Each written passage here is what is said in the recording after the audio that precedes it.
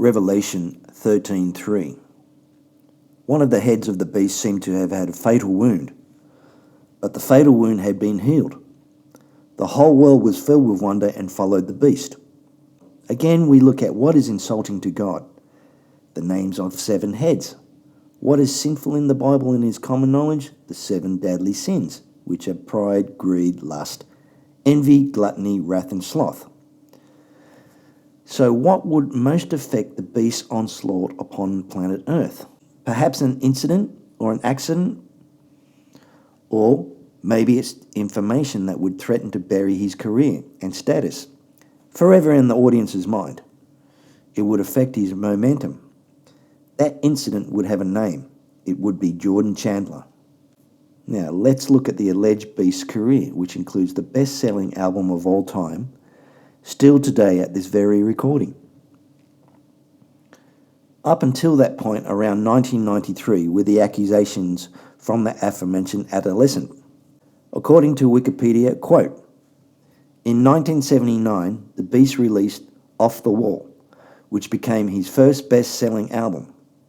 In 1982, the Beast issued his best-selling album to date, Thriller, which topped several international charts and became the best-selling album of all time.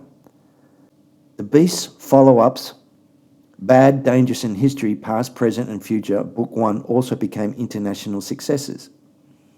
Now that's from Wikipedia. However, it is at the point of the dangerous period of the alleged beast that he suffers the near-death experience, a blow to one of its heads. The beast had just completed the Dangerous album and tour by 1993. The imagery of the album is filled with questionable imagery, that is, Illuminati and witchcraft symbols. It is also alleged the cover includes a picture of the notorious Aleister Crowley, a man infamous for his sexual practices with young male minors, as said before on FMTV. See link below.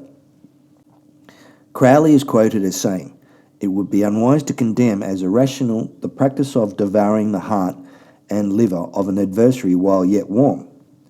For the highest spiritual working one must choose that victim which contains the greatest and purest force. A male child of perfect innocence and high intelligence is the most satisfactory." Aleister Crowley. The head that would suffer a near-death experience would have to be pride. 1. The beast does not suffer from gluttony. He is at his peak performance at this stage. He's rail thin. 2. He does not suffer from envy. He is the biggest star on the world by this point. 3. He does not suffer from wrath. He is exceedingly softly spoken. 4. He does not suffer from greed. He has all the money in the world given to him by his father, Satan. 5. He does not suffer from lust.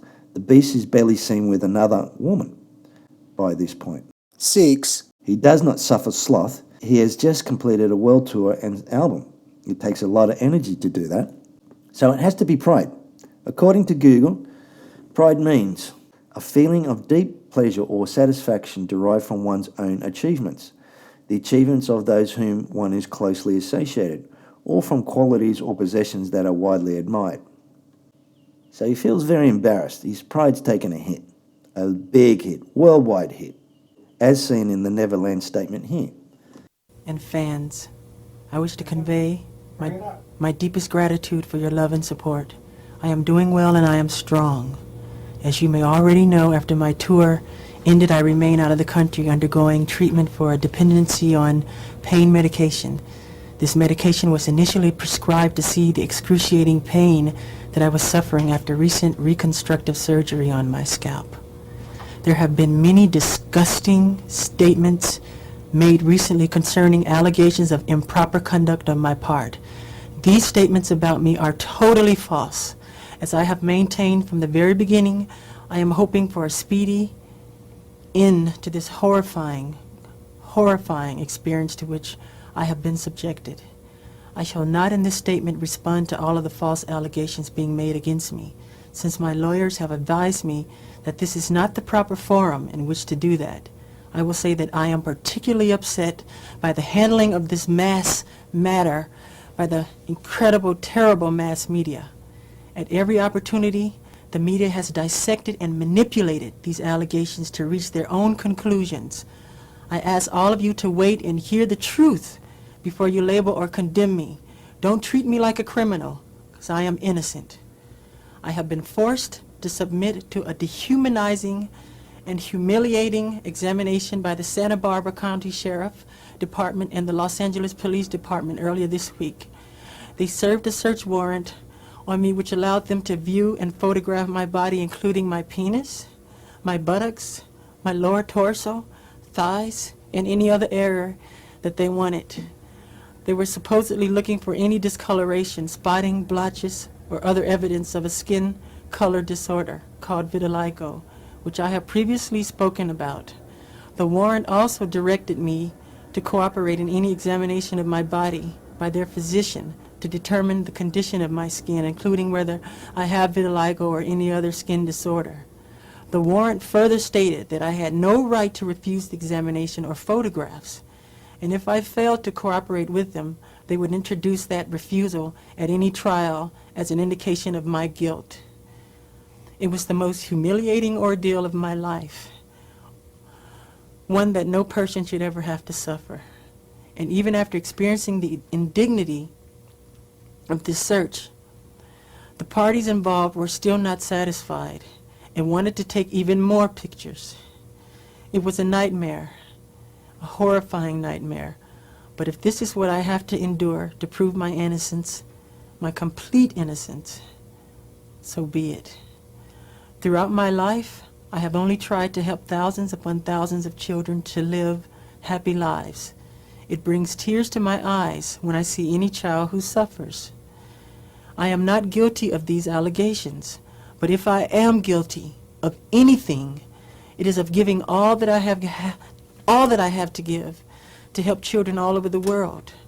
It is of loving children of all ages and races. It is of gaining sheer joy from seeing children with their innocent and smiling faces. It is of enjoying through them the childhood that I missed myself.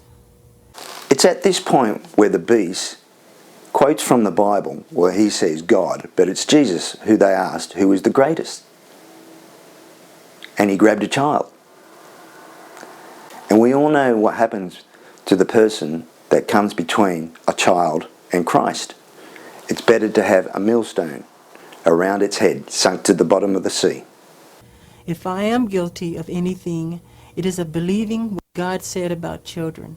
Suffer little children to come unto me, and forbid them not, for such is the kingdom of heaven. In no way do I think that I am God, but I do try to be God-like in my heart. I am totally innocent of any wrongdoing, and I know these terrible allegations will all be proven false. Again, to my friends and fans, thank you very much for all of your support. Together, we will see this through to the very end. I love you very much, and may God bless you all. I love you. Goodbye. It's prevalent at this point that the beast claims to be not God, but God-like in his heart. This pertains to Thessalonians 2:3-4. That is, don't let anyone deceive you in any way, for that day will not come until the rebellion occurs and the man of lawlessness is revealed, the man doomed to destruction. He will oppose and will exalt himself over everything that is called God, or is worshipped, so that he sets himself up in God's temple, proclaiming himself to be God. Daniel 8:23-28. And in the latter time of their kingdom, when the transgressions have reached their fullness, a king shall rise, having fierce features, who understands sinister schemes. His power shall be mighty, but not by his own power. He shall destroy fearfully, and shall prosper and thrive. He shall destroy the mighty, and also the holy people, through his cunning. He shall cause deceit to prosper under his rule, and he shall exalt himself in his heart. He shall destroy many in their prosperity. He shall even rise against the Prince of Princes. But he shall be broken without human means. And the vision of the evenings and the mornings, which was told, is true. Therefore, seal up the vision, for it refers to many days in the future.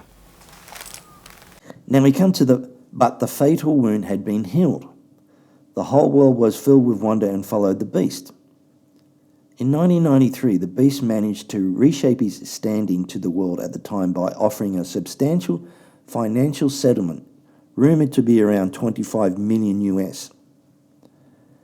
The believers and disciples of the beast viewed this as a means to quell a hurdle. That is, the Chandlers were just grabbing for money. However, according to Wikipedia, on September 14th, 1993, the Chandlers filed a suit for sexual battery, seduction, willful misconduct, intentional infliction of emotional distress, fraud, and negligence. Quote, this all apparently occurred at the Neverland Ranch, owned by the beast between 1988 to 2005. Now it's interesting to note that Neverland, broken down by etymology, means never, at no time in the past or future, not ever. Land. So the whole premise of the term means it never happened at Neverland. Forget the Neverland Peter Pan theory. This meaning has more sinister overtones, and that's exactly what he meant. It's also interesting to note at this point what Daniel said from the Bible had to say about the characteristics of the Antichrist in reference to what was going on in the beast's life at this time in 1993. The book of Daniel tells us about the personality and top priority of the Antichrist. Quote, he shall pay no attention to the gods of his fathers or to the one beloved by women. He shall not pay attention to any other god, for he shall magnify himself above all. He shall honour the god of fortresses instead of these. A god whom his fathers did not know he shall honour with gold and silver, with precious stones and costly gifts. Daniel 11:37-38. So the text goes to great pains to emphasise that the Antichrist has no god. He gives glory to no one besides himself. He won't pay attention to any of the gods of his parents or any conventional religion. What was the beast's parents' religion? It was Jehovah's Witness. He was a Jehovah's Witness himself most of his life until Thriller came out. Yet right after explaining that the Antichrist has no God, the text goes on saying that he does serve a God. He will honour the God of fortresses. A fortress is designed to protect rather than attack. That place again was called Neverland. Because of this contrast, the God of fortresses is likely a metaphor. Though he has no religion, he certainly has a top priority. Therefore, it becomes clear that the God of fortresses is a metaphor for military strength or self-protection, as in Neverland and pending court cases that the beast was experiencing at the time. He's hell-bent on military force and strength protecting his interests. His interests are, or were, that he was fiddling with young men, in essence. Yet it does not say he serves the god of war. Instead, he serves the god of fortresses. Fortresses are much better for defending than attacking. Therefore, the Antichrist does not worship war. Specifically, he worships military defense, as just said. How does he serve this god of defense? With gold and silver, with precious stones and costly gifts. In modern terms, this is money. The Antichrist serves his god of military defense with money. Therefore, he is preoccupied with defense spending. He's spending a lot of money on keeping kids quiet. Obviously, other kings besides the Antichrist have promoted defense spending. Yet for the Antichrist, this will be his top priority in life. Instead of serving a traditional religion, defense and defense spending will be his religion.